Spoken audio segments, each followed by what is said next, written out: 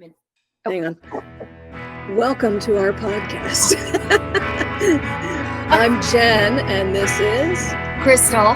my good friend Crystal, and we're not supermodels, and we appreciate you tuning in today. So we were just talking about our coffee mugs. Mine is Tim Hortons, a Canadian institution, and Crystal's is Mollusca. It's biology. And she was going to explain the significance of that. Well, I volunteer at the Burke Museum, and so in Seattle. In Seattle, and I work in the malacology department, which is mollusks. And so somebody had created a coffee mug design.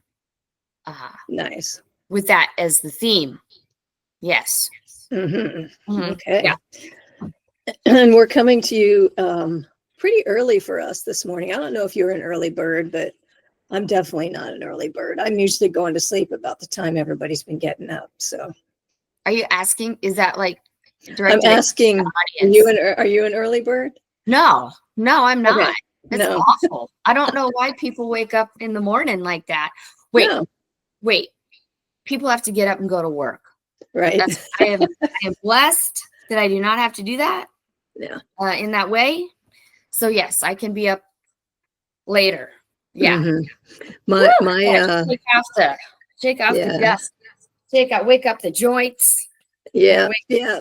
It's 11 a.m. here in the Pacific Northwest, and both of us are like trying to wake up.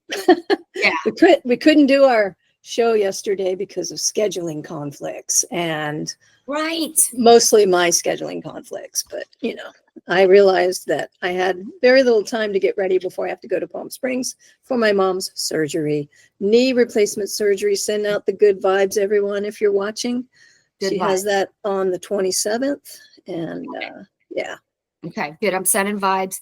Yeah, we were supposed to interview Diana Cardiff from the band Cotto Peduncle, but vacation. She's like, I am in Lake Chelan. Yep. I am not coming back. And we were like, we're okay with that, Yeah, totally. Another time zone, you just tear it up. If you're on vacation from work, you tear it up. That's right. So maybe not next week, probably, because I'm going to be dealing with Mom. Yeah. May have to skip a week of the recordings, but the following week, maybe we can get Diana in here for a interview. Yes. But if you want to follow and like us and subscribe, which I guess that's the thing, so we need to encourage you to do that, and tell us who you'd like to see on the show. Maybe we can make it happen. You never know. You never know. Mm-hmm. I think it would be fun to interview, or interesting. I don't know. Mm-hmm. Tori Amos, songwriter Tori Amos. Now I would holy shit, yeah. I would be starstruck. So I would just be sitting here like this, and my glasses would be askew, and I would just be a mess. So you'd have to do the interview. But aside from that, I still have a hard time a little bit with that. But when I first started radio, it was like I was starstruck by everybody, and I would send out invites. Hey, could I interview you? I have a radio show. This will be really cool for me. Not for you, probably, but and I randomly sent one out to Jane Seabury. Do you know who that is? Yes, I remember that. Wow. And she replied to my email like instant. And I interviewed her for like 2.5 hours, maybe longer. I don't know, in a hotel downtown in Vancouver. It was awesome. In-person interview. That was back when she was calling herself Issa, but now she's back to Jane Seabury. Okay. And she's a beloved Canadian singer-songwriter. If you haven't heard of her, listeners or watchers, check her out, because lots of great music. And she's also we had a discussion about math and how it relates to music. She's very scientific, and she was studying science and math in college before she became famous for her music. Yeah. A couple of nerds having a conversation together. Yeah. Amazing. Ooh. And she has a show coming up in Seattle, I think. She has one coming up. Let me just double check that. Since we're talking about Dear Jane. Dear Jane. See. Let's advertise her concert. Yeah. I did see her in Seattle in the Columbia City neighborhood at the Royal Room. Oh, wow. Many moons ago. And I guess November 25th. November 25th, Seattle. At the Triple Door. Yep. Oh, that's a great venue in Seattle. If you're in Canada, in Vancouver on the 20th of November and Toronto on the 22nd. Oh. And a couple of different places in Toronto. And Victoria, if you're in Victoria, she'll be at St. Andrew's Presbyterian Church. Excellent. On November 22nd. So there you go, Jane Seabury. We're giving her a plug. That's right. That's right. No, I saw her at the Royal Room, and Brandi Carlile was supposed to perform with her. And I went to see Jane because I'm like, whatever with Brandi. And this was when Brandi wasn't quite what she is now, but people knew she was. And I remember after the show, Brandi didn't go. Turns out she was sick and couldn't make it. So I just approached Jane and was like, thank you very much for making a point to come to Seattle. It's very generous of you. She's like, oh, did you come to see Brandi? And I was like, no, I was here to see you. I made sure you did that. I was like, I know, I'm not here. I'm glad Brandi you invited her. That was very nice of you, but no, I was here to see you, Jane. Yeah. I had to make that very clear to her. Yeah. Yeah. So no, very gracious. She had lovely energy. Yeah, she's a super cool person. Fun live. Just a great live performer, and the intimacy of that space was really lovely. Oh yeah, Royal Room. I've never been to it, but I've wanted to go. I moved away just as they were kind of hitting their prime with the shows in the Royal Room and stuff. So it's a good spot. Good spot. Yeah. Another one that would be, I think, dynamic, and again, I would just be sitting there, glasses askew and dumbfounded, would be Buffy St. Marie.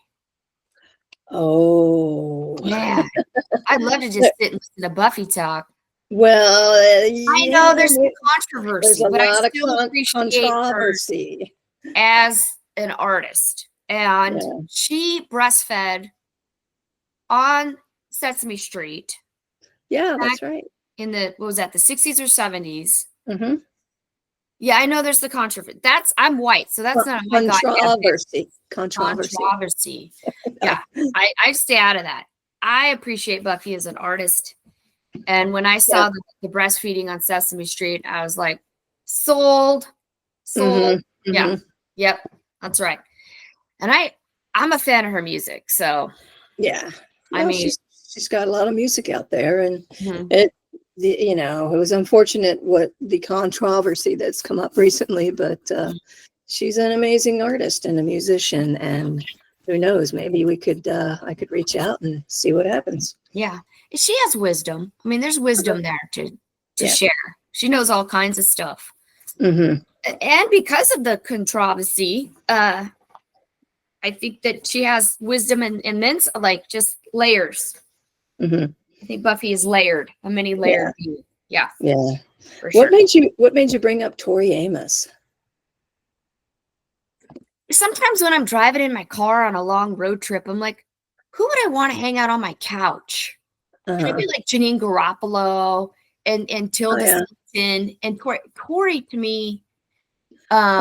Tilda, totally Tilda.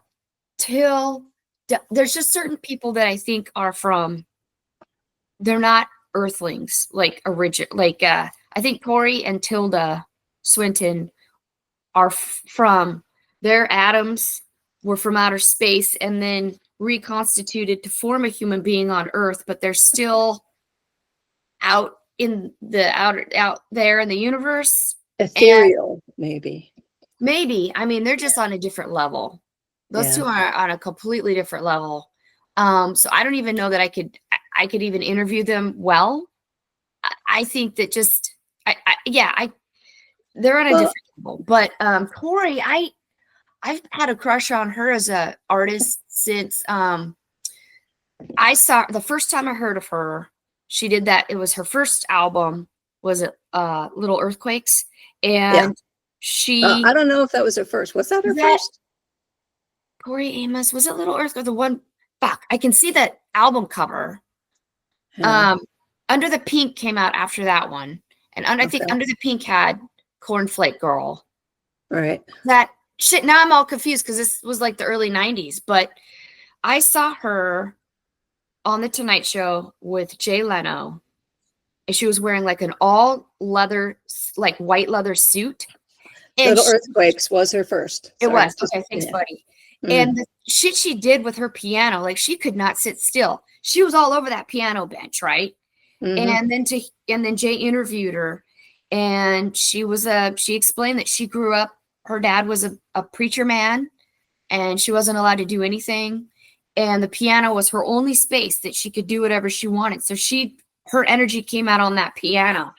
And she was like a mess on that piano bench. I was like, what is that woman wiggling around like that? And I was like, she sounds cool. Yeah. Then I went out and got her album.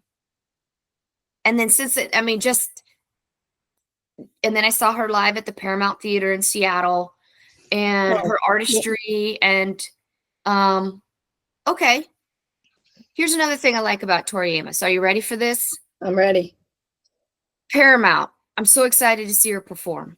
She comes out on stage, and there's a piano here and a piano here, and she's going to play both at the same time on either side of her body. And she comes out, and I'm thinking she is wearing the ugliest shoes I have ever seen in my life. Like, I'm close enough to see what shoes she's wearing. They were these blue high heel shoes that had like gems, big old different colored gems glued all over them. Ugly, right? And I was like, that's cool. Tori got her own style. I can respect that, right? Then she comes out and she explains she's saying hello to the audience, so on and so forth. And then she says, a good friend of mine made these for me. And so I'm wearing these out on stage. And I'm like, oh, that's sweet. That makes sense. Fast forward, I'm talking to a buddy who watched cable access shows. Do you remember when cable access shows were a thing? Yeah. Didn't you have one or something? Did you have one? The CNA show.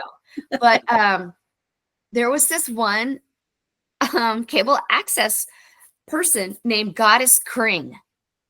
Do you remember her? I think so. She had long hair, like a hippie chick. She would always do her shows naked. And she was always on acid or stoned. And sometimes she didn't feel good. So she would just play Cheap Trick videos while she was sick. Was she Seattle? Yeah. Okay. Goddess was Seattle. Right. And Goddess, the buddy was telling me, I was watching Goddess Kring's show, and she said that she made these shoes for Tori Amos. Oh. Hung out at the backstage door waiting for Tori to come out, or to enter the building from her travel bus. Yeah. And Goddess Kring had given Tori these shoes, and Tori's like, oh, wow, thank you. And then Tori wore them on the, for her performance. And I thought, that's awesome. That's pretty cool. Stone fucked up Goddess Kring made these butt ugly shoes, and Tori was like, awesome, and then wore them. I was like, whole other level of respect, you know? I was like, that is so cool. Yeah. So that's a little history there for me for Tori. Well, she's touring right now, just so people know. She has written a children's book, and that's what's going on for her. It looks like she started touring probably bookstores in February.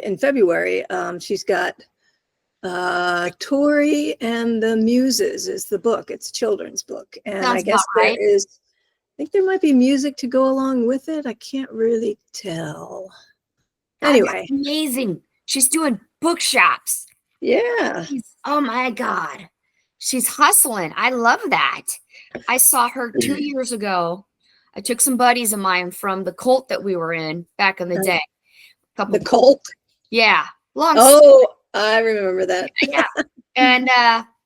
And Chateau Ste. Michelle, which is a lovely winery up north in Woodinville, about 20 minutes outside of Seattle if there's no traffic. And Tori was performing at the winery. And I'm like, girls, we're getting tickets and we're going. And then we did. And it was so great. And we were the last show of her tour. And so I think she was probably exhausted. But she tore it up. She tore it up. I mean, it was great to see her on stage again. Wrinkles, clearly perimenopause like us. We're like, whoo, yeah, that's right. Corey's becoming an elder. I mean, it was really special. Did you see her show at Key Arena? I don't know if it was called Key Arena. Did you see that show?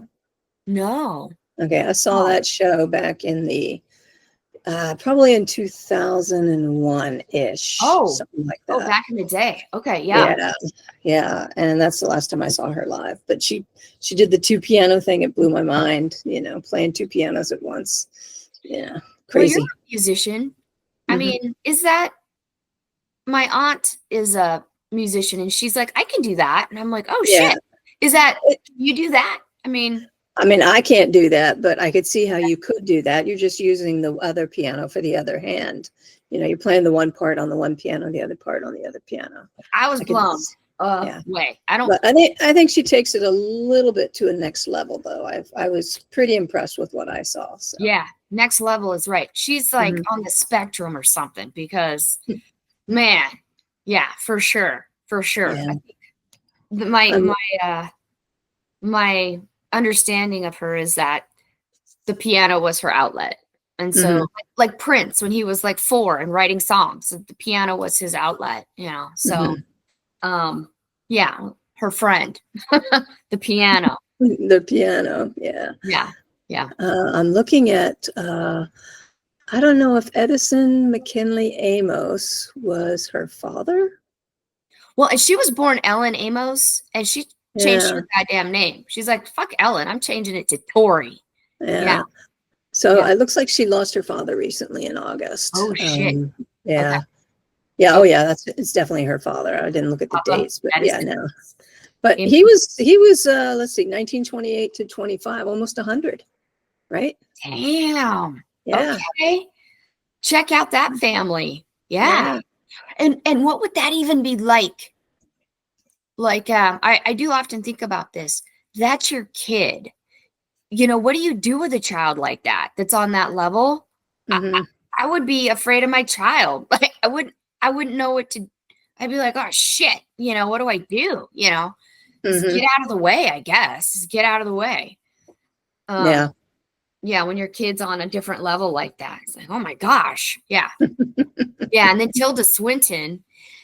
I'm not listeners, I feel like you might want to check out this. If you Google it, it's some artist put together this little compilation. I think it was kind of during the pandemic, but maybe not. Maybe it was earlier. It's called Tilda Swinton as Museums. And it's Tilda Swinton in all of these wacky different outfits that kind of look like a famous museum, right? Famous structure of some kind. And it's hilarious because the person really nails it. And like, boy, Tilda's been wearing some interesting shit. Yeah, I'm Googling that now, and I'm finding that she's going to have her own museum show. Opens in September. What does that even mean? In the I Film Museum in Amsterdam. Of course. It's offering her opportunity to revisit her 4-decade career, during which she starred in films from experimental indies like Orlando to big budget Hollywood productions. So yeah, cool. That's fantastic. Okay. Amsterdam in September. Amsterdam. Check out Tilda. I bumped into her, not in person. I wish. I would have just hid behind a tree or something because I would have been intimidated. But I know you see me hiding behind a tree in my wheelchair. Like, they'll be like, why is that girl in the wheelchair hiding behind that tree over there? Yeah, that pseudo-androgynous individual. Yeah. Well, yeah. I was looking at really old music videos of old tech bands, and she was in a video, and she was like a child. I was like, is that a really young Tilda Swinton? And then sure enough, it was. And I was like, wow. So she was doing videos for music videos for bands way before she was in Orlando or any of that. She had her first show in New York at the Aperture Foundation, and it was titled Orlando, just an FYI. Oh, okay. But so she was in people's music videos before she hit it big. Right. Yes. Yeah. Little tiny bit. And I knew it was her because of her mouth. She has a very specific mouth. The rest of her, I was like, who's that? But the mouth, I'm like, that's Tilda's mouth.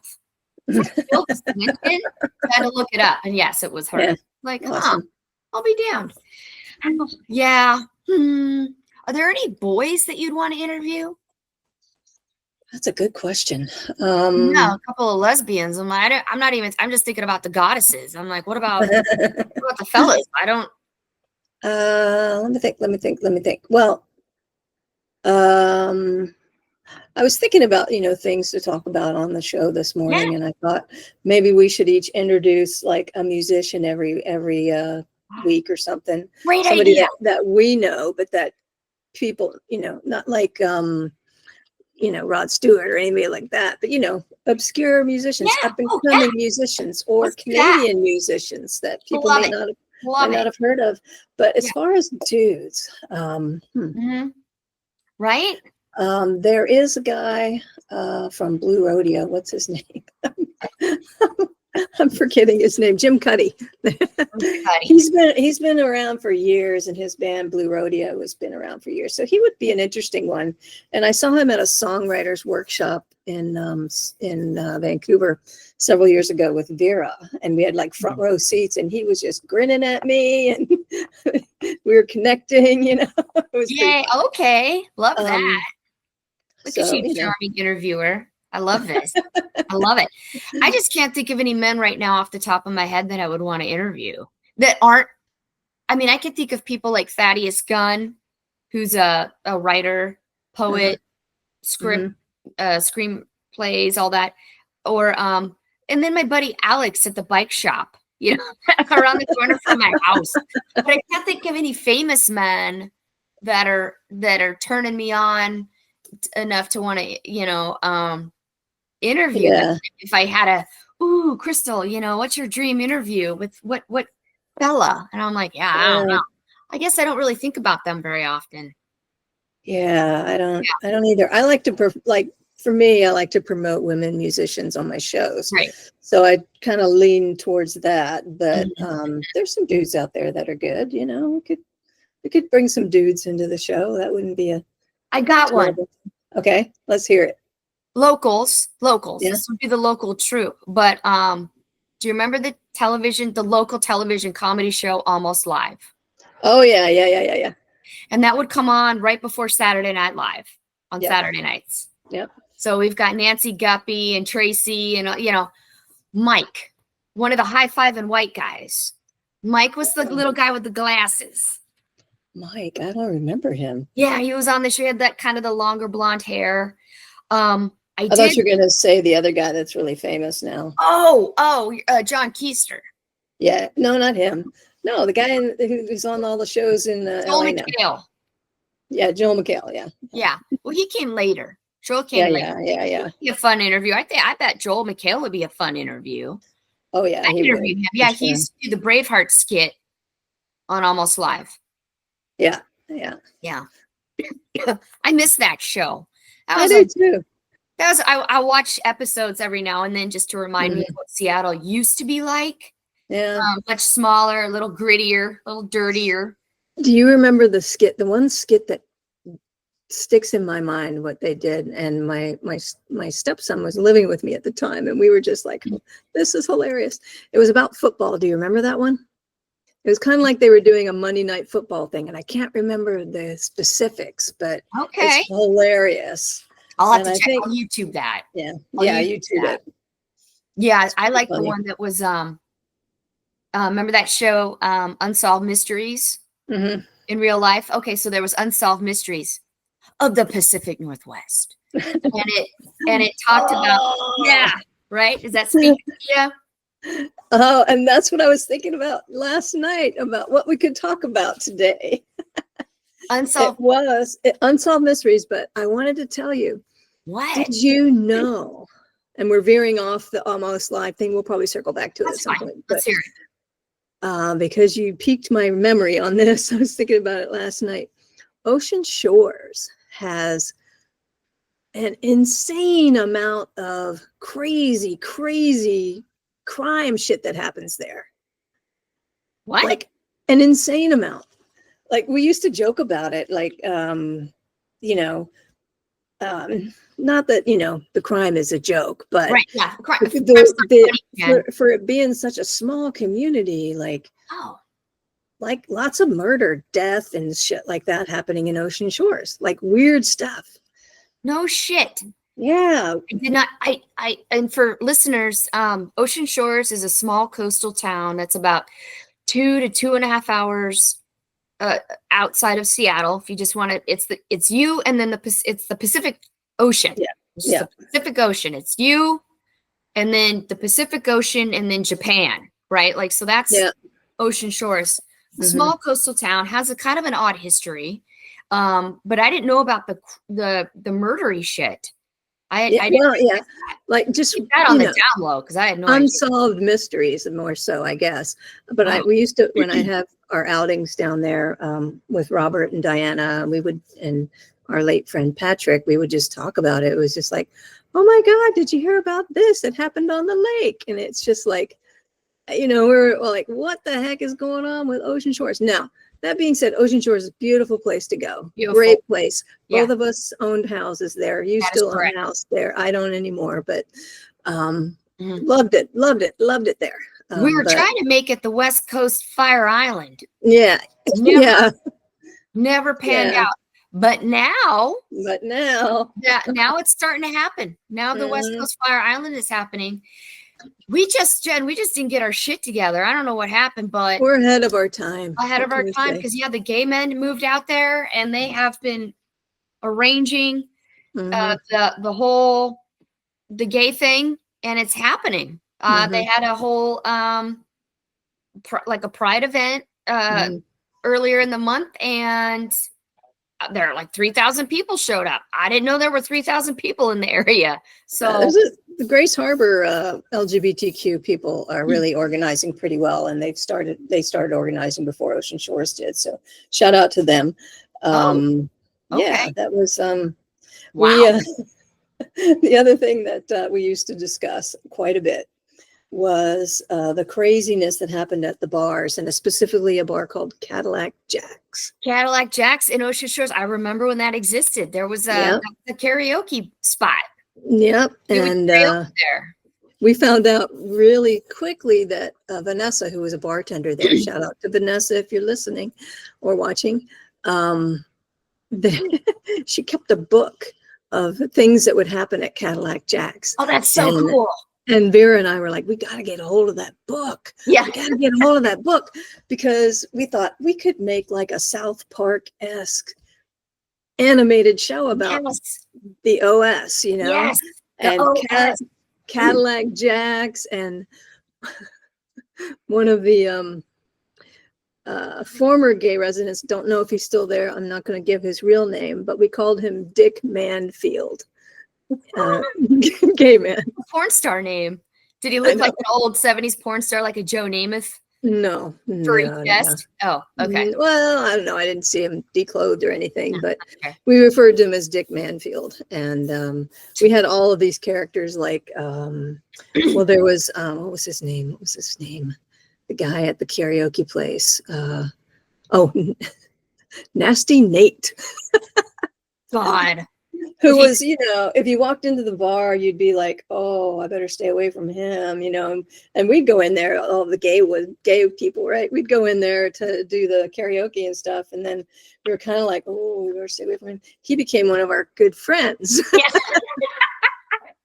Well, you know, as friendly as you can be with somebody every month or so when you show up at totally. karaoke, Yeah, sit at your table, hang out, have a beverage. Yeah.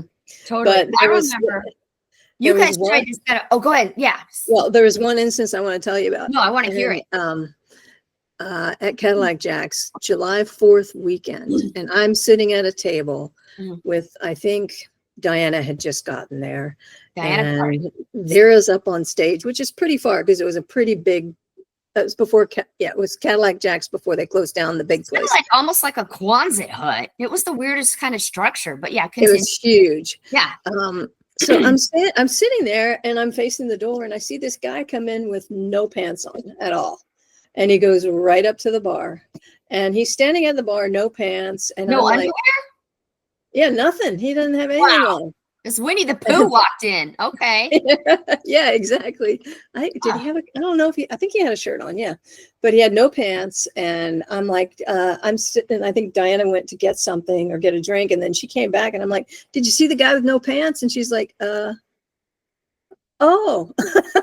And then Vanessa, of course, she says, like, get the heck out of here and send him on his way. And this was July 4th weekend, I think. And so he just went down to this snort hole that we called it. Porthole pub. And, yeah, the snort hole. So, I mean, we have all of these characters and all of these places that would be fantastic South Park-ish, adjacent animated show.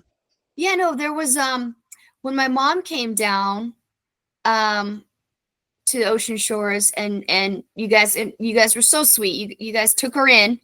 You took in my mom. She became one of the gang, one of the girls. She called you guys, you and Vera, the kids. I'm hanging out with the kids. But there was some talk about, we got to hook up your mom with a guy down here. And I went, and there was one guy, he had a teardrop tattoo. And I was like, you guys are not hooking my mom up with a guy that like shakes somebody in prison. He was so sweet. He was such a sweet guy. Oh, I'm sure it was really sweet. And then maybe he had another side to him because when you got a teardrop tattoo, it's a little bit suspect. Bit suspect.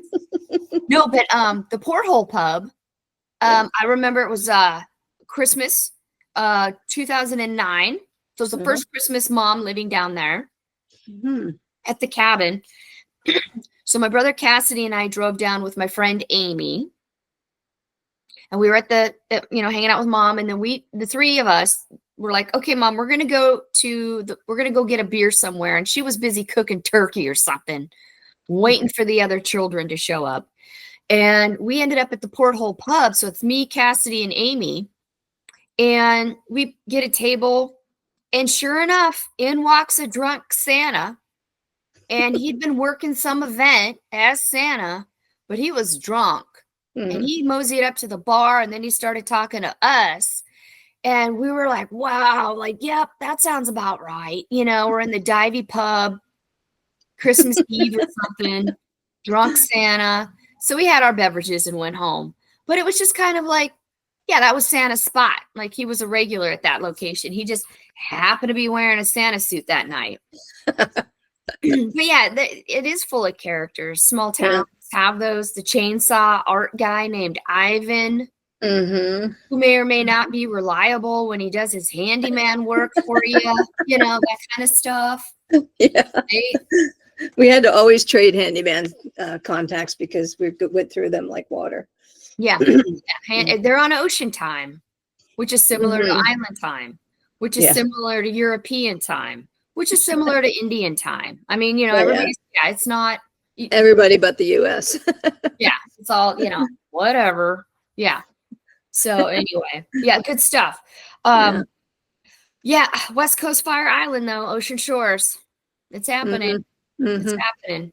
Yeah, I'm sure it'll continue for sure. Yeah, no, I want to get back to this. I like this idea of interviewing like local musicians, like that aren't known outside of our respective towns or whatnot. I think that's a great idea, introducing them. Yeah, I think so too. I did see Cotto Peduncle last weekend at the Blue Moon Tavern in the U District, which is the university district where all the college kids are. Did you see all the bands that were playing with them? No, I saw the opening act, a dude named Rick that Diana Cardiff went to. They met in college or something, and then I saw Cotto Peduncle, and then I left because it was like almost 10 p.m. and I was ready for it was party pajama jam at my house. So I was heading home, but Cotto Peduncle is a fun live band. They were really fun, really fun. And yeah, a number of their songs are about, because they all like work at the Seattle Aquarium. So yeah, a number of their songs are about sea life, which is perfect. And then the other songs, they're just fun. They're just ridiculous and funny. And the musicians actually know their craft because everyone's in their 50s. And so they've been playing since high school. So they all know their instrument really well. Yeah. Good, yeah. good And it's band fun that members. there's a girl in the band because it's all boys and then Diana. And Diana. The girl, the redheaded girl. So that's really fun to, I've been writing a song for them, but I haven't finished it yet. Oh, is it a goofy song? It's called Parasite. Oh, right. Yeah. You've mentioned this. Yes. Perfect. Yeah. Okay. Love it. And it goes good because fish can get parasites, the sea life can get parasites, but Absolutely. you and I know what it's about. That's right. That's right. No, another thing that I love about, how do I word this? Like everybody's like at the museum, each department has their own jokes because their own science jokes for that department. Right. And then like you have aquarium people that have their own jokes. And then you've got the zoo people and they have their own, and each animal, right? Like everybody's got their own kind of shtick. And I love Seattle. I love artists because they come up with like 3 weeks ago, Seattle had this is so funny. I think you posted it and I'm like, what the hell am I missing? But it was, it's a bus route. It's a bus route. Oh yeah. The C bus or something. And it was beat number 8 or something like that. Beat the 8 line. Beat the 8 line. Number 8 route. Yeah. Groups of people with a theme. Each group had a theme. Yeah. And they would dress a certain way or whatever. And they were walking to see if they could walk faster than the bus. Yeah. Yeah. Let me that. Yeah. That's the weirdest thing. Yeah. You had people walking as like hobbits. And then there was another group that was walking as a group of fairies, maybe like wings and stuff. And then it was just like, what the fuck is this?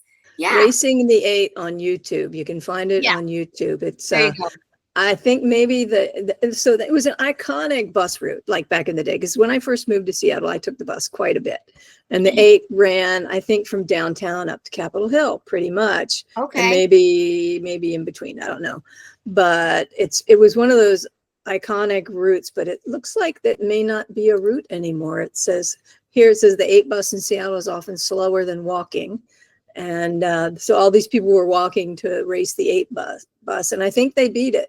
That's hilarious. Or they might have tied, but it says why it's faster. What's faster? King County Metro Line's late 8 bus.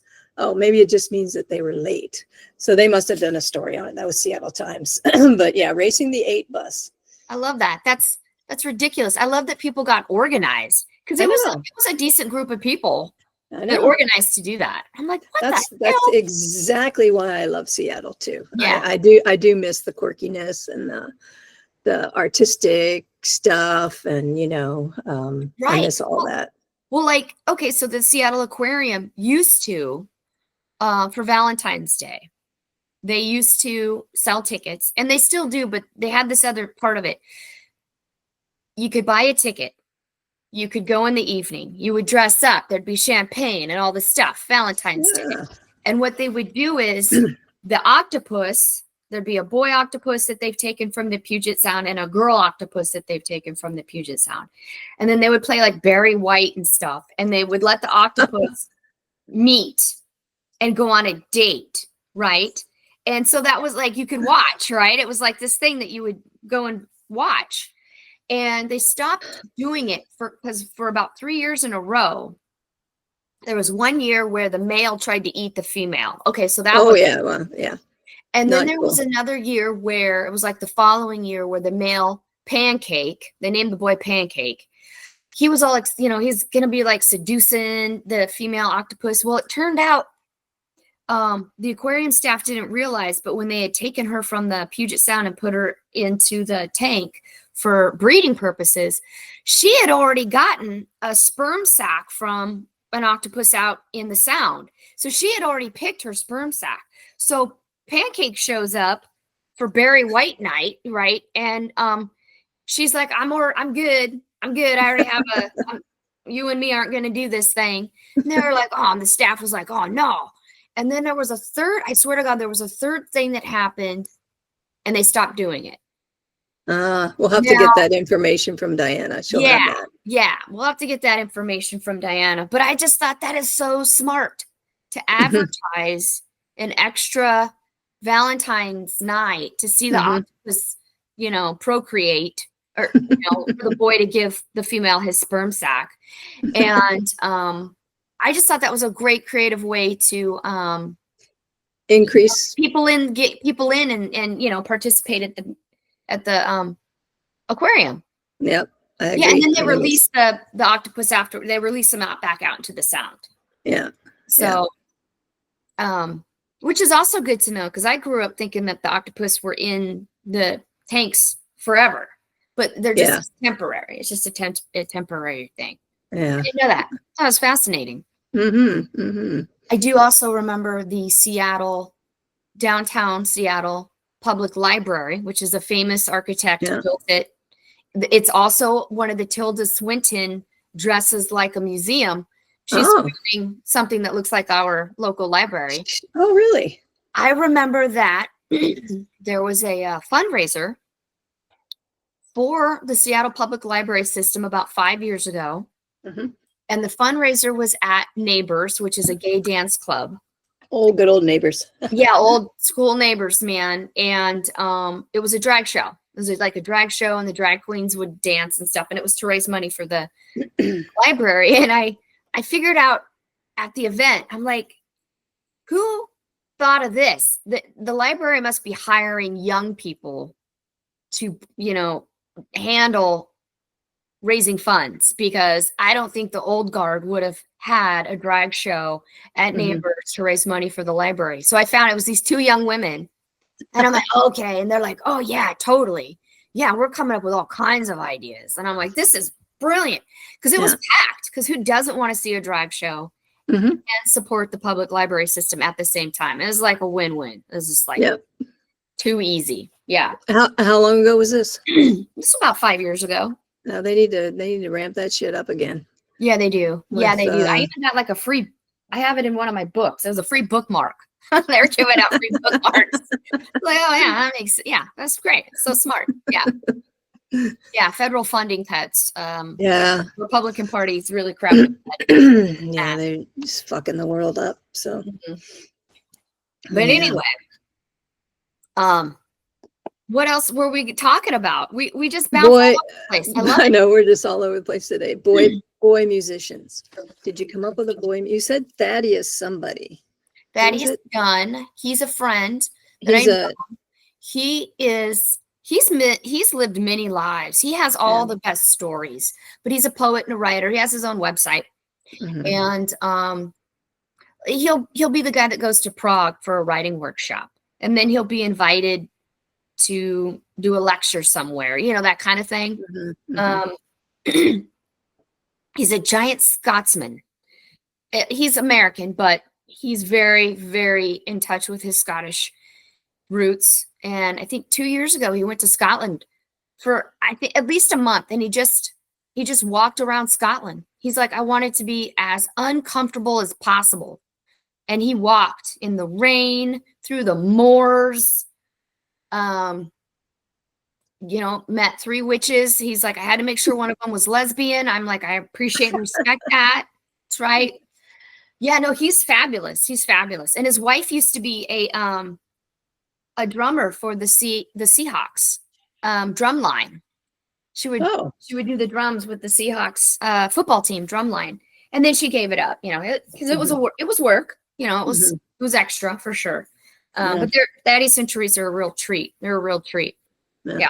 Well, another thing we could do is focus on artists, like the different genres of art: dance, theater, music. Love that. Okay. Great. Other types of artists that we could introduce to the listening and watching world. Love it. Love it. I think I don't know, but did roller derby kind of originate in Seattle when they brought it back, or was it when it was brought back in around 2004, 2005? before Seattle that? Because we that had the really Rat City picked it up. Roller Girls. We were going to have them at the showbox at our Yes, show, yes, and the showbox wouldn't let us have them in roller skates, which makes sense now because it yeah. would have been, insurance issue. Box venue, yeah, absolutely. Yeah, roller derby is hot and it's hip happening and it's its own thing now. I mean, it But was really didn't started I in think 04. it was Back. 03, 04, and Yep. Seattle was one of Yeah, the first absolutely. Yeah. places because they used to do it over at past the U District, over in that airplane hangar. Yes. Yeah. Before the hangar, it was at a roller rink in West Seattle, maybe. Or There was White Center. a roller rink in West Seattle that they were doing it at. And then it got so big because it started out as like for families. And then it got so massive, they were doing it in that hangar. Yeah, over off of Magnuson or something, Sound Way. Yep. Now it's just like, now I have a friend, our friends Erin and Rebecca, their niece, has been doing it since she was maybe 7, and now she's 15, 16. Yeah. And she loves it. She got to name herself. It teaches aggression, but in this, how girls can be aggressive, with their bodies. Oh my God, it's so fun. It's so fun. I really, I love it. I love it.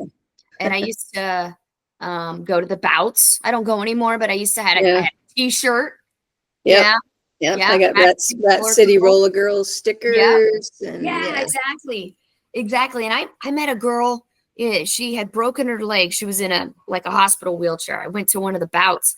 She's sitting in a wheelchair, and I'm like, "What's this? What's happening with you?" And she's like, "Oh, I'm on such and such team. I broke my leg in practice." I'm like, "What the fuck?" Like, these women are no joke.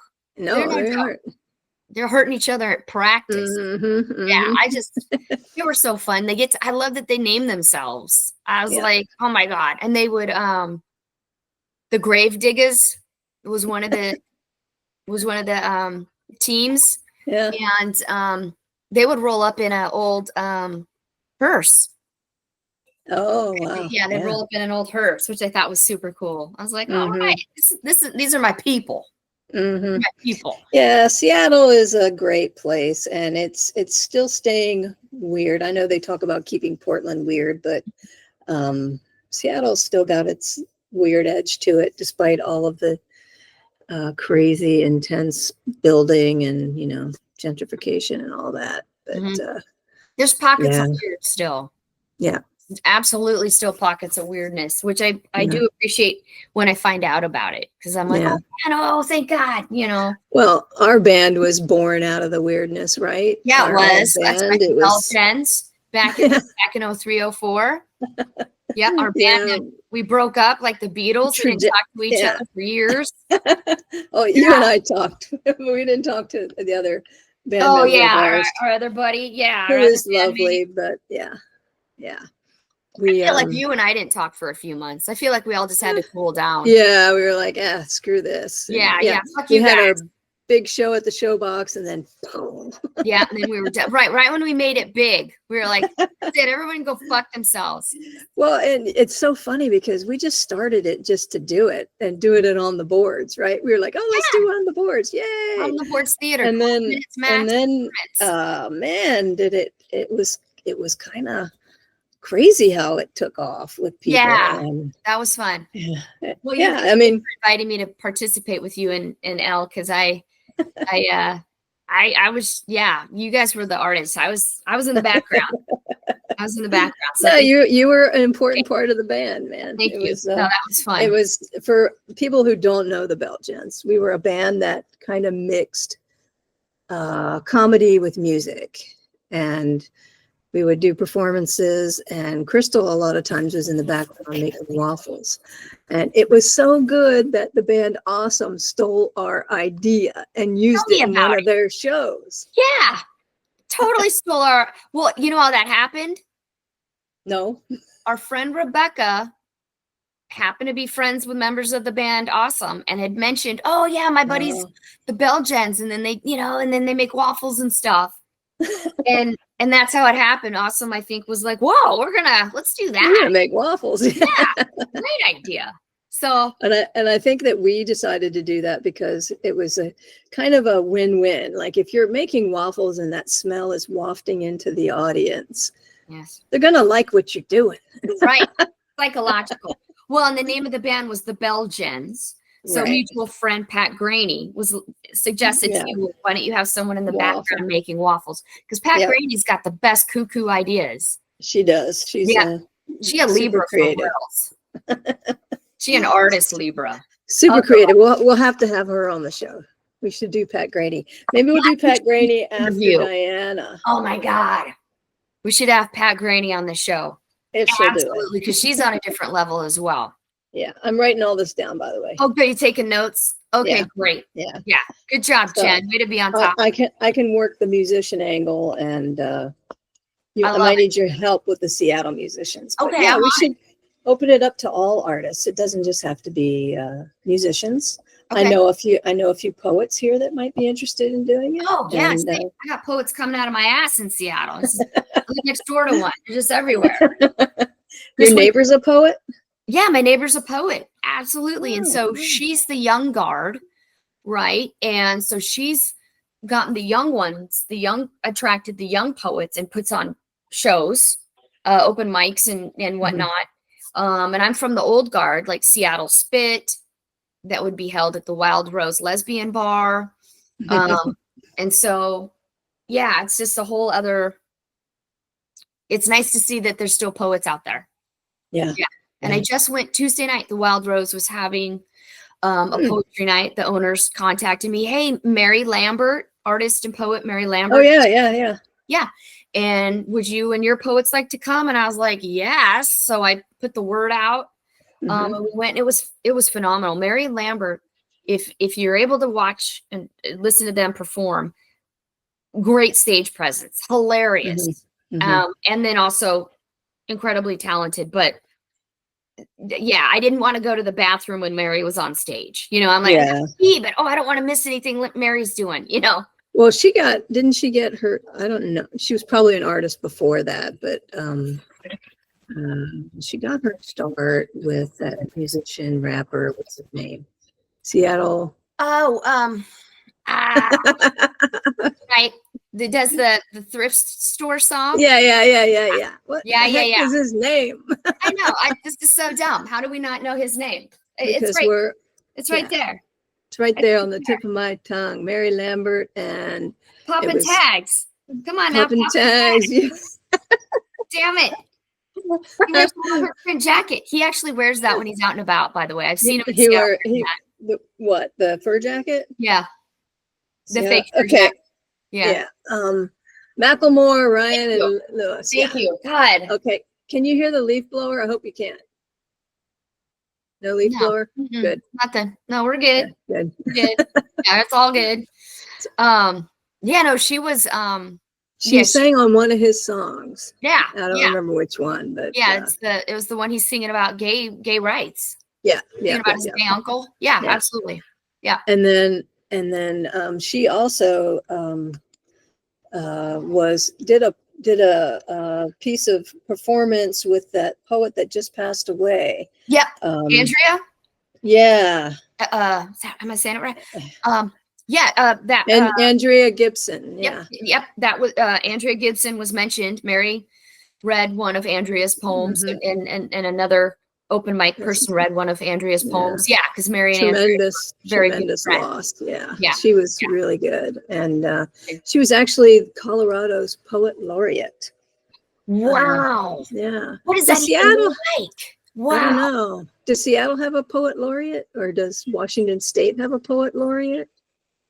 Girl, if we do, I am unfamiliar with. I have they don't have a good PR agent because I haven't heard this.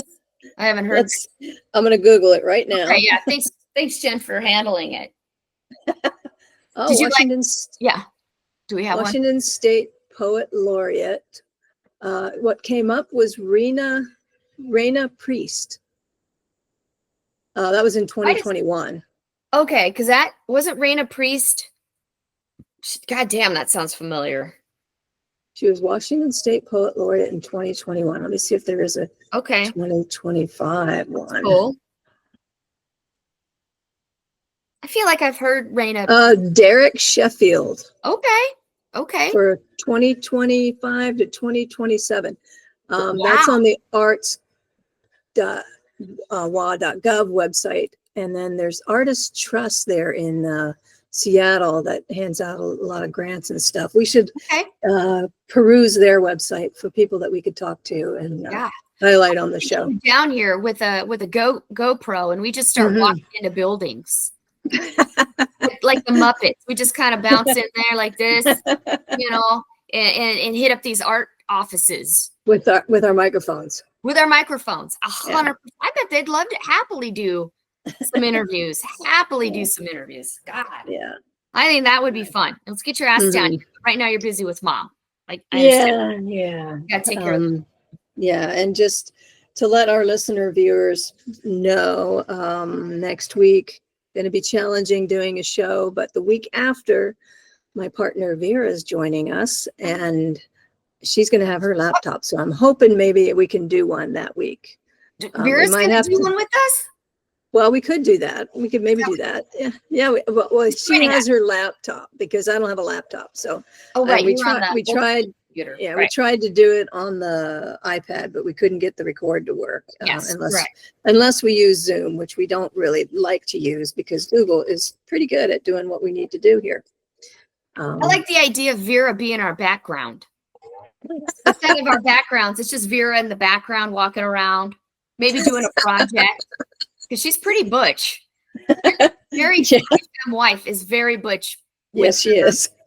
You know, she puts on that construction belt and does projects. We could have Vera in the background doing a little remodel, and that would be amazing. Yeah. Well, not in Palm Springs, hopefully, because we've done that remodel. But you know, but the running joke. Not joke. It's the running theme, and I've talked to you about this. Is when I go out of town, she redoes something in the house. I come back and it's totally new. That's right. How fun. It's like a surprise. Hey. Surprise. I can't show it to you, but when I was out of town last, she did this really great setup in my office here where I've got 5 musical instruments hanging on the wall. Yeah. And my dad's flag from his funeral behind me, and some pictures that I used at my photography show. And she just set it up really nice, and I'm so appreciative of that. Hey, I love that. She got you all like decorated in there. You married the interior designer. Mm-hmm. That is she did. I love that. And you know, the other parts of the room are a mess when I'm doing all my filing and taxes and all that crap. Yeah, that sounds right. It looks really good on the walls. On that wall. Yeah. That's that wall that Vera did. Yeah. Got it. Yeah. That's great. 2 walls. 2 walls. 2 walls. Yeah. Well done, Vera. Okay, now listen, I'm gonna skedaddle because here's the thing, my 20-year-old is coming, and for his 20th birthday, which was back in May, but for his birthday, I'm taking him to visit my financial advisor to see, because they don't teach us any of that shit in school. And my folks didn't teach me that stuff because they didn't know. And so I, at some point, got a financial advisor to like, oh, what is that? You know? So at 20, I think this will be really good for him to go in and be like, hello, young man. These are your options so that when you are 60, you have squirreled away at least something, you know. So I'm taking him for his birthday present to go. It's not really a sexy gift, but he's 20. I mean, I think it's a great idea. Yeah. And then he got into the University of Washington. So afterwards, I'm going to take him out for like a steak, like downtown, one of those steak houses downtown, you know, to celebrate that he got into the UW. And and he's interested in their like their DNA genetics biology department. He'll be entering as a junior because he did community college. So so he'll be primed for the he's going to be a biologist or something, huh? Yeah, he's feeling that. He originally when he graduated from high school, he was thinking math. And now it's turning into more of a biology thing. Yeah. So we'll see, you know. Yeah, so we're gonna go do that. So he's arriving at my house at 12:30. All righty. So I'm gonna. You got half an hour to get ready, or less than a half an hour to get ready. And get it to put on some under odor, you know, like antiperspirant, because I'm gonna be nervous. I don't know what I'm doing. You know, like yes. Well, like and subscribe, folks. Share our podcast. Yeah, we got 6 subscribers. You said we got 6. That's huge. In less than 24 hours. Well, yeah, we only posted it 24 hours ago. Yeah, so it's our friends and our my mom. Yeah. That's right. This is amazing. So yeah, 6 like 5 friends and my mom. But I have had a lot of friend interest in the podcast. I don't think they've subscribed yet. So okay. Like and subscribe, and you know, you can always comment in the comment section. Let us know. Yeah. Oh, by the way, did you get your glasses fixed? You noticed. I just noticed it. I was going to see if you noticed. I just noticed it. Missing. I went in yesterday with my youngest to Eyes on Fremont. Yep. I care. And because that's where I got these frames back in 2006. And they fixed it. We just kind of waited for about 20 minutes. They had to glue a new part and do some drilling to get that repaired, and it feels good. And then my other glasses that also had tape on them because the little screw fell out. Yeah, they fixed those for me, so that also got fixed. So I did get one comment from one of my friends. She needs new glasses. Mary, thank you for that comment. That is Mary said that's hilarious. I'm okay. That is, I love that, and I got it fixed. So we're all good, Mary. So you're good, Mary. I'll have to let her know. That, and it was cute. To watch this week's show. Like, I want to do what your brother Cassidy does, where he just has glasses, but he doesn't need them, but just has them. You know, for a look. As a fashion statement. So I told him, I said, well, before school starts, instead of going because he's going to be a senior, instead of going to the mall and getting clothes, let's pick out some glasses frames. And he's like, cool. So he might just get some frames for going back to school. Awesome. You know? Yeah. So he was trying them on. It was very cute to see him trying on some stuff. Like, because it is I think glasses are sexy. I think they are too. Yeah. There's such a variety. It's just, I can't, you know, it's kind of my new thing now. So I got to stay out of the eyeglasses store. Yeah. I know this. But I don't get like Prada. I'm not dumb. I'm not. No, I'm gonna get the cheap. I like the Ray-Bans. Nice. No, those are expensive, but not as expensive as Prada. Right. Not right. These are called. They came out of a box in the back of the store that was full of other glasses that hadn't sold. So that's the style. That's the frames that I get. Yeah. Okay. Awesome. Yeah, that's 2006 right here, but they last.